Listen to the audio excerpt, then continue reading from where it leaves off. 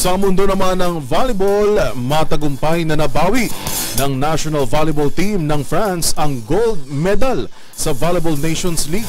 Yan ay matapos nitong patumbahin ang powerhouse Japan sa finals ng nasabing tournament. Ang buong detalye sa balitang sports na yan ay atid sa atin ni Matchpoint Millie. Maglalaro ang National Volleyball Team ng France sa harap ng kanilang home crowd sa 2024 Paris Olympics.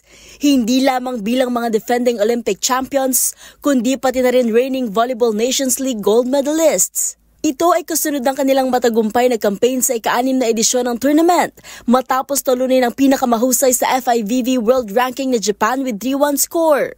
Nakuha ng French ang unang set with close 25-23, habang nakabawi naman ng Japan sa second with 18-25. Pero tuluyan ang nakuha ng France ang momentum, delivering 25-23 sa magkasunod na sets. Pinangunahan ng opposite na si John Patry ang France with 24 points at si Kevin Tilly adding 13 points. Dahil sa panalong ito, muling bumalik ang European sa tuktok ng podium ng VNL matapos unang manalo ng ginto taong 2022. Ito rin ang nag-angat sa France sa ika-4 na pwesto sa world rankings with 344 points. Samantala, kahit na natalo sa huling laban, may dahilan pa rin para magdiwang ang Japan dahil maliban sa pagbawi mula sa kanilang historic bronze medal winning campaign noong 2023, ngayon na lamang nakabalik ang Asians sa gold medal match sa isang major international tournament mula noong makuha nito ang silver sa 1977 FIVB World Cup.